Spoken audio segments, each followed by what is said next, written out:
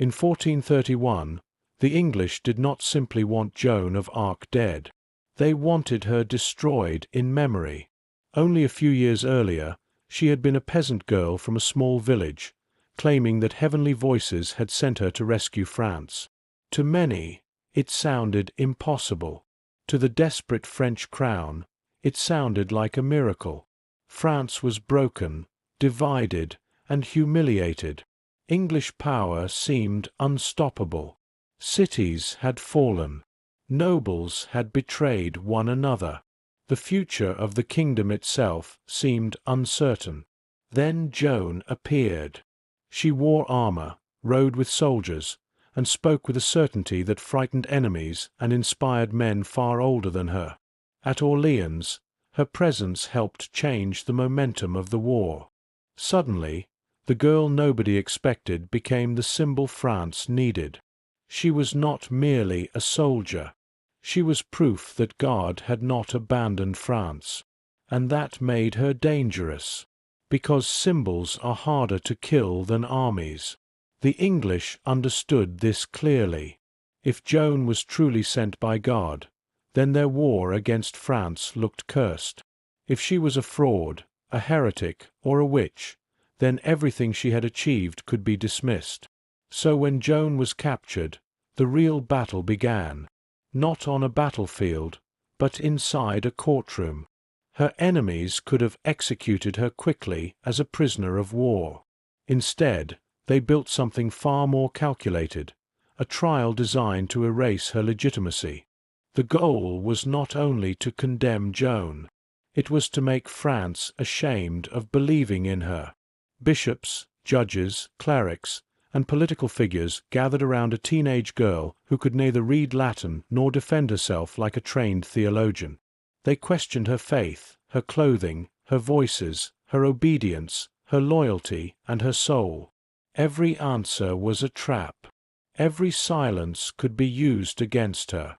The girl who had once lifted armies now stood alone before men determined to turn her miracle into a crime. And the most horrifying secret was this: Joan's execution was never only about religion. It was politics disguised as justice. Joan of Arc was not brought into court so the truth could be discovered. She was brought there so a conclusion could be reached. From the beginning, the trial was shaped by men who needed her guilt more than they needed justice. The English needed Joan condemned because her victories had humiliated them. The Burgundians needed distance because they had helped deliver her to her enemies. And the churchmen presiding over the trial needed her answers to fit a story already written before she entered the room. They asked about her voices. They asked about her clothing. They asked whether she believed she was in God's grace. It sounded like theology, but every question carried danger. If Joan claimed certainty, they could call it pride. If she hesitated, they could call it doubt. If she defended herself, they could call it disobedience. She was young, isolated, and surrounded by educated men trained in doctrine, law, and interrogation. Yet again and again, she answered with astonishing composure. That made her even more dangerous, because the court did not need Joan to look strong. It needed her to look corrupt. One of the central accusations involved her wearing men's clothing, especially in prison. To modern eyes, this may seem minor. In her world, it became a weapon. Her clothing was used as evidence of disobedience and moral disorder, even though it may also have served as protection in captivity. The trial pressed harder. Days became weeks. Exhaustion became part of the punishment. Joan was threatened with torture. She was shown the instruments. She was pressured to submit to the church court's authority as defined by her accusers. Every step pushed her closer to a confession that could be used to destroy everything she represented. Finally, under unbearable pressure, Joan signed or marked an abjuration she may not have fully understood. For a brief moment, it seemed her life might be spared. But the trap was not finished. Soon after, she was found again wearing male clothing.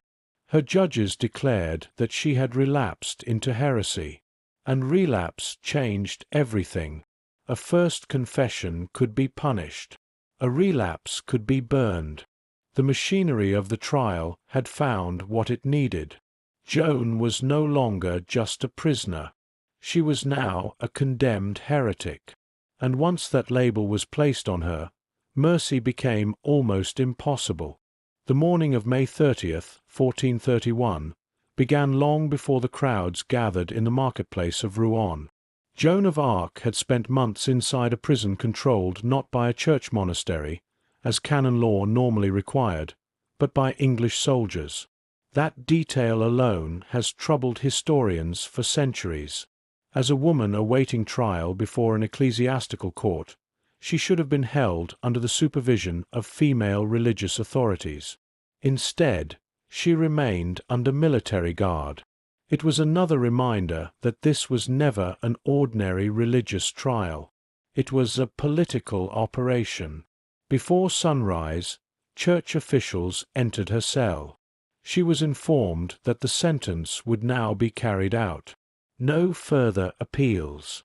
No final legal arguments. No rescue. Only death. Contemporary witnesses later described Joan asking for a cross. Unable to find one immediately, an English soldier reportedly fashioned a small wooden cross from 2 sticks and handed it to her. She held it tightly. Moments later, a processional cross was brought from a nearby church. Joan asked for it to be held high enough that she could see it until the very end. Whether friend or enemy, many who witnessed these moments later agreed on one remarkable fact. She faced death with extraordinary composure. Outside, the square was already filling. English soldiers secured the perimeter. Church officials prepared the formal ceremony.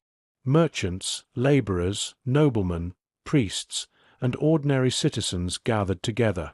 Some came out of curiosity. Others came to celebrate.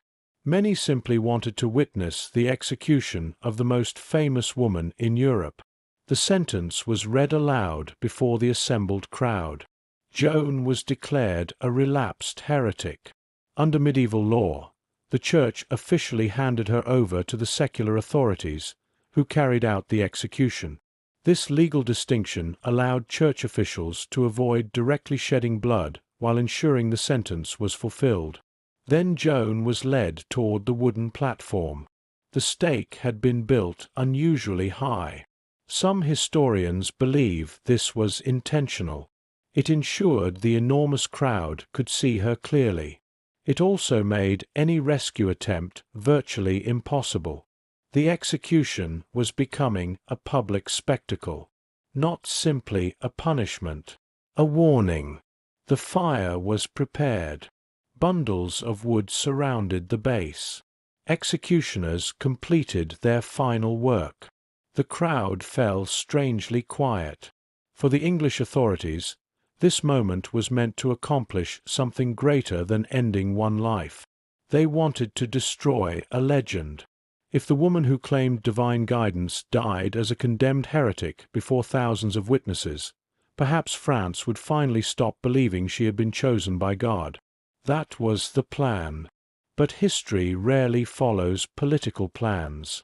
As the flames rose around the platform, witnesses described Joan continuing to pray. Several chroniclers record that she repeatedly called upon the name of Jesus. Even some English soldiers reportedly became visibly shaken by what they were witnessing. According to later testimony, one English official confessed that they feared they had executed a holy woman. Whether every detail has survived perfectly after nearly 6 centuries cannot be proven. But one fact is undeniable. The execution did not erase Joan of Arc. It transformed her into something far more powerful than any military commander. She became a martyr, and the men who believed they had destroyed her legacy had unknowingly ensured it would survive forever. The execution was over, But for the English authorities, death was not enough. Most medieval executions ended when the condemned person died. Joan of Arc's did not. The officials overseeing her execution feared something they could no longer control. Not an army. Not a rebellion. A memory. Joan had inspired soldiers while she was alive. Now they feared she might inspire even more people in death. A martyr could become more dangerous than a commander.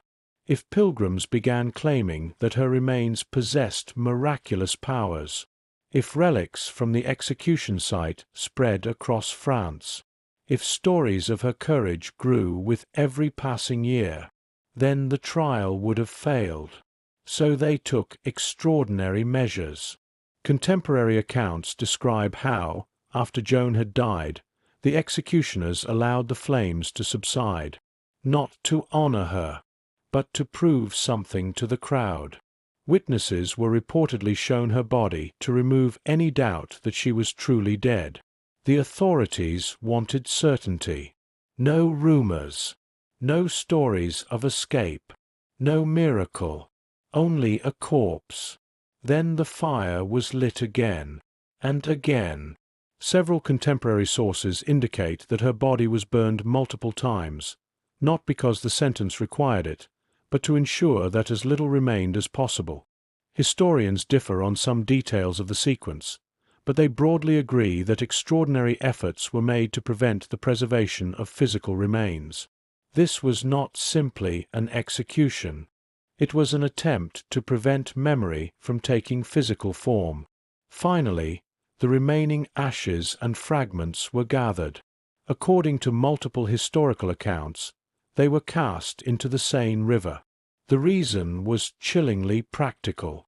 If nothing remained, no relics could be collected, no shrine could be built, no grave could become a destination. The authorities believed they had solved the problem forever. History would prove them spectacularly wrong, because people rarely remember where someone's ashes were scattered. They remember why that person died.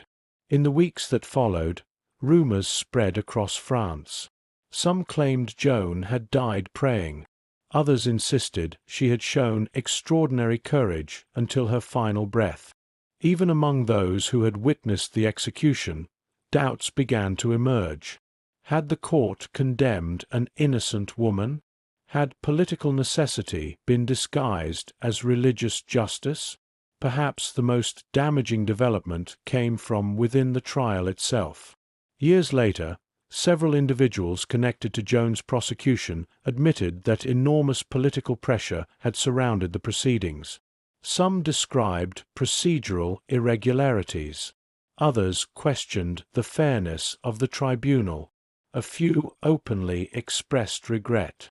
The carefully constructed image of Joan as a dangerous heretic began to crumble. The more people examined the trial, the less convincing it became. Ironically, the English had achieved the opposite of what they intended. Instead of erasing Joan from history, they had made the trial itself one of history's greatest scandals. And 25 years later, France decided it was time to put the judges on trial instead. The English believed they had won. Joan of Arc was dead. Her body had been destroyed. Her ashes had been scattered. The trial was complete. To them, history had been settled. But history has a way of reopening cases that politics tries to close. 25 years after Joan's execution, everything began to change. The war had turned. The English no longer dominated northern France. The French crown, now firmly established under Charles VII, had every reason to revisit the trial of the woman who had helped secure his coronation. Not simply because she had died, but because the verdict itself had become impossible to defend. In 1455, a formal investigation was opened with the approval of church authorities. Unlike the original proceedings, This inquiry sought testimony from people who had actually known Joan. Family members spoke. Soldiers who had fought beside her testified. Citizens from her hometown described the young woman they had watched grow up. Even individuals connected to the original trial were questioned again. What emerged painted a very different picture. Witnesses described Joan as deeply religious, disciplined, and remarkably courageous. They spoke of her compassion toward civilians, her respect for the church, her refusal to engage in unnecessary violence. Many also criticized the original trial itself. They argued that it had violated established legal procedures, that Joan had been denied proper legal assistance, that political pressure had overshadowed justice, that the outcome had been decided long before the questioning began. After months of reviewing testimony and documents, the Church reached a stunning conclusion. In 1456, the original conviction was declared null and void. The judges ruled that the 1431 trial had been fundamentally flawed. Its verdict was overturned, its findings rejected. Joan of Arc's name was officially cleared.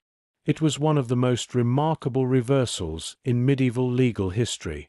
The woman who had died as a condemned heretic was now recognized as the victim of a profoundly unjust process. Yet Joan's story did not end there. For centuries, her reputation continued to grow. She became a symbol of courage during times of national crisis, a figure celebrated not only by soldiers but also by artists, writers, and ordinary people who saw in her a rare combination of conviction and sacrifice. Then, in 1920, nearly 5 centuries after the flames of Rouen had faded, the Catholic Church formally canonized Joan of Arc as a saint. The transformation was extraordinary. History had carried her through every possible identity: peasant, warrior, prisoner, heretic, martyr, saint. The men who condemned her expected history to remember her as a warning. Instead, history remembered them as a warning.